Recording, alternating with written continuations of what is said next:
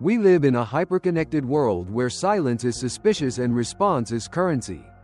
Every beep, notification, and seen message triggers a need to answer, to defend, to clarify. The cultural climate has turned communication into performance, where your value is often judged by your speed of reply or the sharpness of your reaction. In such a world, restraint isn't just rare, it's radical. Overreaction has become the norm. Social media rewards immediacy. If you pause, people wonder if you're hiding something. If you don't react, you must be cold. If you stay silent, they say you're weak. The digital age pressures us to be on all the time, to share opinions on every issue, respond to every insult, and explain every decision. This is the modern trap. The belief that if you don't speak, you don't exist. But Stoicism teaches the opposite. The truth is, much of what we react to has little to do with what's actually happening, and more to do with our own mental interpretation of it. Seneca, one of the great Stoic thinkers, said it simply: we suffer more often in imagination than in reality. That means our minds fabricate problems that don't actually exist, because we feel we must respond to every perceived threat, misunderstanding, or moment of silence. Why do we overreact? Because we've confused visibility with value. We think if we don't post it, prove it, or explain it, it doesn't matter. We fear being misunderstood, so we rush to justify ourselves. But the Stoics didn't fear misunderstanding. They feared self-betrayal. They believed the greatest power wasn't in being seen but in being self-governed. This modern tendency to over-explain is another symptom of insecurity. We believe if we don't provide context, if we don't tell our side of the story, we'll lose control of how others see us. But Stoicism flips this. Control over others' perception is an illusion. Real control lies in how we respond, or choose not to. Self-mastery is not loud.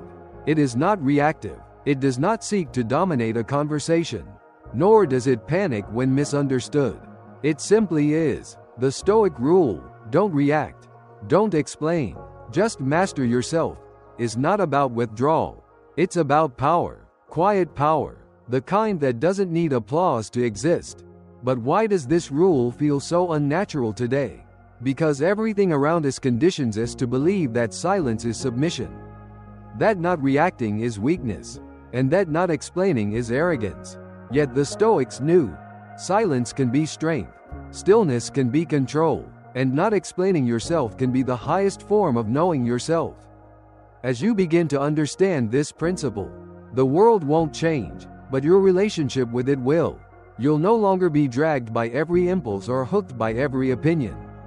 You'll pause, you'll breathe, you'll choose. That choice, that still moment of control, is where your true power begins.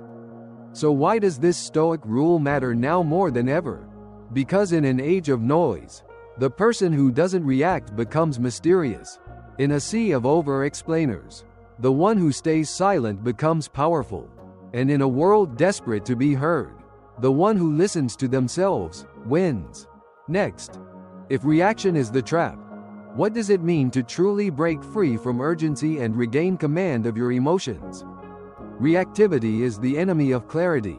It may feel like action, but more often, it's a reflex that hands your power to whatever, or whoever, triggered you.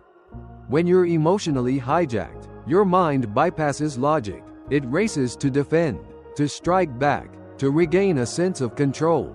But that impulse doesn't liberate you, it enslaves you. The Stoics knew this well. They understood that every moment of anger, panic, or offense is not actually about the event itself. It's about our interpretation of it. Marcus Aurelius wrote, "If you are pained by anything external, it is not this thing that disturbs you, but your own judgment about it." This principle is not abstract. It's practical. It invites us to pause, to delay, and most importantly, to question. This pause, the space between stimulus and response, is the foundation of Stoic mastery. Most people live in a loop. Event happens, right pointing arrow, emotion rises, right pointing arrow, reaction explodes. But the Stoic loop is different. Event happens, right pointing arrow. Emotion rises, right pointing arrow. Pause, right pointing arrow. Evaluate, right pointing arrow. Choose response, or choose silence. That pause is the difference between control and chaos. Rejection, offense, betrayal, criticism. These are real-life events that can trigger deep emotional reactions. Someone ignores your message. Someone insults your work. A partner breaks a promise. The immediate impulse? Snap back, explain, show them. But what if you didn't? What if you let the feeling rise and fall without reacting to it? Here's where the Stoic pause becomes a superpower. Let's say you've been criticized unjustly at work. Your name's been dragged into something you had no part in. You feel the heat rise in your chest. Your pulse quickens. The story in your mind spins. This isn't fair. I need to defend myself. I need to say something now. But the Stoic within you steps in and asks, is this in my control? Will my reaction serve my peace or their drama? Suddenly, you're back in command. This is not emotional suppression. It's emotional self-direction. Big difference. You're not bottling up the feeling. You're acknowledging it without letting it own you. The Stoics weren't cold. They felt everything, but they believed feelings should inform, not command. Emotion is a signal, not a sentence. The Stoic practice here is deceptively simple. First, breathe deeply. It sounds trivial, but it isn't. Breath interrupts panic. It recalibrates the nervous system. It buys you time. Second, ask the core Stoic question: is this in my control? If it is, act with calm precision. If it isn't, release it with intention. Third, write. Use journaling to process what you're tempted to say out loud. This is where many Stoics found clarity. Marcus Aurelius' meditations were never meant for public eyes. They were personal reminders to stay grounded. Try it. Prompt: what story am I telling myself about this moment? You may find that most emotional surges are built not on facts, but fears. Reaction feels good in the moment. It gives the illusion of strength, but it often leads to regret. That message you shouldn't have sent. That confrontation that made things worse. That spiraling argument that didn't need to happen. In contrast, the moments you paused, the moments you held your silence, you rarely regret those. Consider someone ghosting you. The instinct is to demand closure, to send one more text, to prove you mattered. But what does reacting actually get you? More confusion, more pain. What does silence get you? Self-respect, dignity, a preserved sense of control.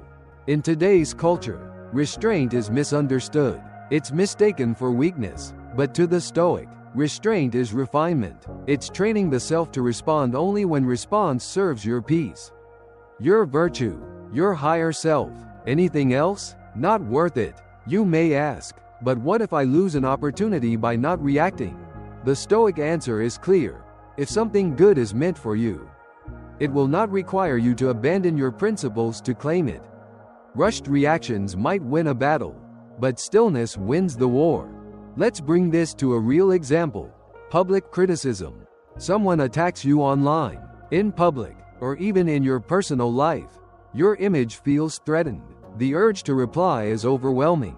But what if you simply don't respond? Not because you're scared, but because you've risen above the bait. Silence, in this context, is not avoidance, it's elevation. Remember, reacting puts you on their level. Pausing lifts you above it.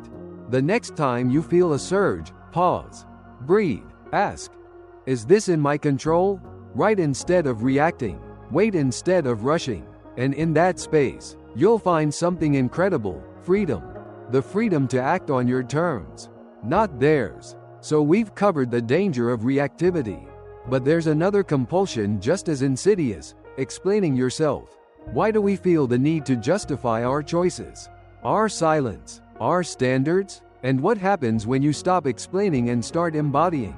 That's what we'll explore next. There's a hidden form of anxiety that often goes unnoticed: the need to explain ourselves. It shows up as long messages, over-justification, second-guessing decisions, or trying to ensure others get us. This isn't clarity, it's ego in disguise. The drive to be understood, to control someone else's perception of us, often stems not from strength, but from insecurity. And this is where Stoicism delivers a liberating truth. You owe no one an explanation for your peace. We live in a world where opinions are currency. Online, everyone explains themselves in real time. You post something, someone questions it, you clarify. You make a decision, someone doesn't approve, you defend. We've been conditioned to believe that misunderstanding is a threat. But here's what the Stoics teach us. Let people misunderstand you. Let them sit with their own stories. You're not here to manage their imagination. Marcus Aurelius wrote, "Be indifferent to what makes no difference." That includes the opinions that don't serve your principles. If someone disrespects your boundaries, they're not entitled to a justification. If someone leaves your life, they're not owed a breakdown of your healing process. If someone challenges your silence, your lack of reaction, your path, you don't need to provide a verbal roadmap. Let's break down what explanation often really is. A subtle way of seeking permission or reassurance. You're not just informing someone of your choice, you're hoping they'll approve it. You're not just being transparent, you're seeking relief from potential judgment. But in doing that, you place your power in their hands. Now, this doesn't mean you never communicate. It means you become intentional about when, how, and why you do. The Stoic approach is simple. Express when it aligns with your values, not when it's a reaction to fear or rejection. There's a difference between explanation and expression. One seeks validation, the other reveals truth. If you need clarity, don't go to the crowd. Go to the journal. Marcus Aurelius didn't run to explain his thoughts to others. He wrote them down for himself. Journaling is a sacred space where you process without performance. Try this prompt. What am I trying to explain? And why do I feel the need to? Often, the answer reveals not wisdom but wound. A part of you still feels the need to prove your worth, to be seen as good, reasonable, or right. But the more you explain, the more you hand others the script to your piece. Public venting, whether online or in conversations that seek to set the record straight, rarely brings resolution. It often invites more noise, more misunderstanding, more entanglement. Silence, by contrast, protects. It signals confidence, not because you're above others, but because you're grounded in yourself. Here's a practical exercise. The next time you feel the urge to explain a boundary, a breakup, or a decision, pause. Don't speak, don't text, just write it out privately. See what remains essential after you've had time to process. Most explanations shrink down to one thing. This is what aligns with my peace. And that doesn't need to be defended. Another tactic. Practice the phrase, "That's not something I explain." Not rudely, not with arrogance, but with calm certainty. You'll be surprised how much power it holds. The world is addicted to noise. When you respond with calm detachment, people feel it. This is what makes Stoic clarity different from passive avoidance. Avoidance hides from confrontation. Stoic detachment sees the confrontation, honors its reality, but refuses to let it dictate your inner state. You're not avoiding the fire. You're simply not stepping into it to prove you're fireproof. Let's be clear. Explanation isn't always bad. It becomes a trap when it's compulsive, when it's about seeking relief from imagined judgment. You don't need to convince people you're at peace. You just need to be at peace. Another core Stoic truth. Not everything deserves your energy. Every time you explain yourself to someone who doesn't respect your boundary, you dilute that boundary. Every time you defend a decision that came from integrity, you hand over control of your narrative. But when you hold your position with silent strength, the world adjusts around you. So what does life look like when you no longer feel the need to explain? It looks like this. You walk away from conversations that no longer nourish you. Without drama, you make decisions based on values, not applause. You feel misunderstood, and you're okay with that. You experience rejection, and you don't rewrite yourself to prevent it. Explanation is not peace. Stillness is. Clarity is. Self-trust is. And when you develop these internally, the external noise fades into the background. To quote Epictetus, if someone speaks badly of you, do not defend yourself against the accusations, but reply, "He obviously does not know me very well, since there are so many other faults he could have mentioned." This is humor. This is grace. This is mastery. So if you've stopped reacting, and now stopped explaining, what replaces them? What do you do instead? You master yourself. You govern your energy. You build a life so aligned. It needs no defense. And that's exactly what we'll dive into next. Mastery doesn't come from controlling others. It begins with governing yourself. After shedding the compulsions to react and explain, what remains is the real battlefield, your own inner world. The Stoic rule, don't react, don't explain, just master yourself, becomes more than a phrase, it becomes your compass. A framework for daily life rooted in deliberate living. This part reveals what that looks like, moment by moment, decision by decision.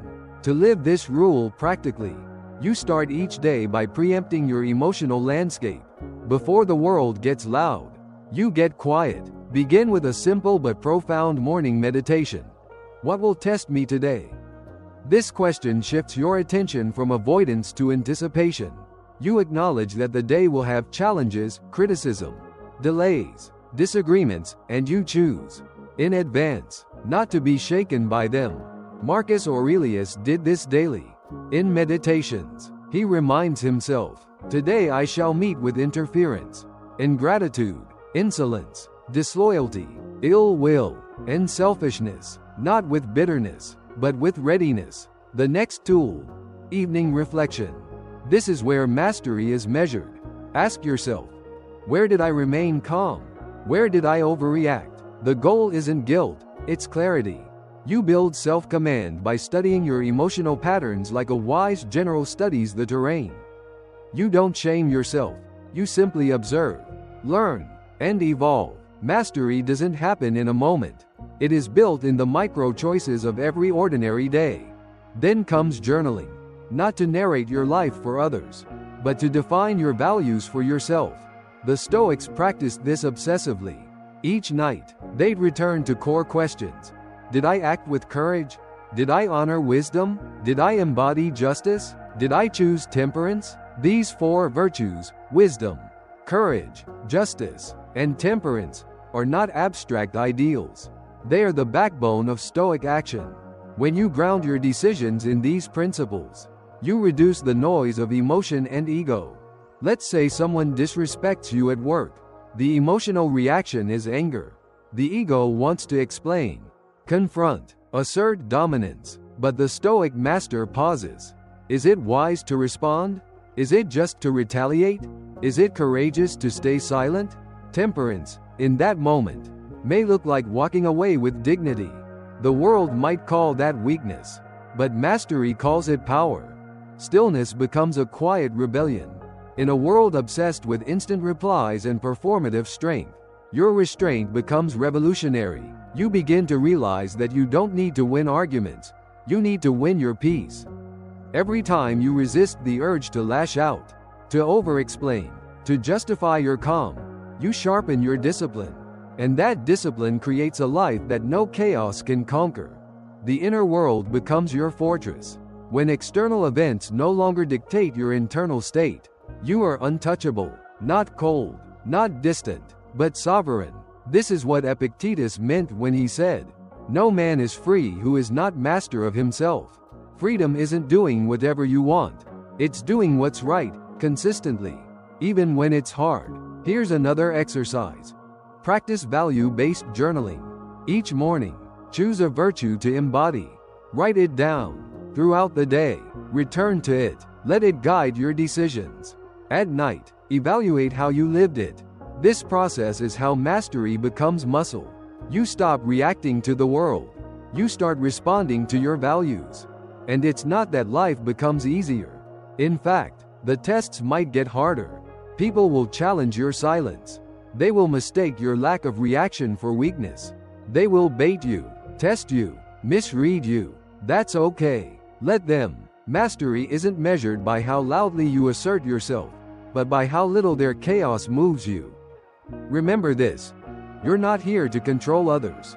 You're here to master the self. When you commit to this path, your peace becomes non-negotiable.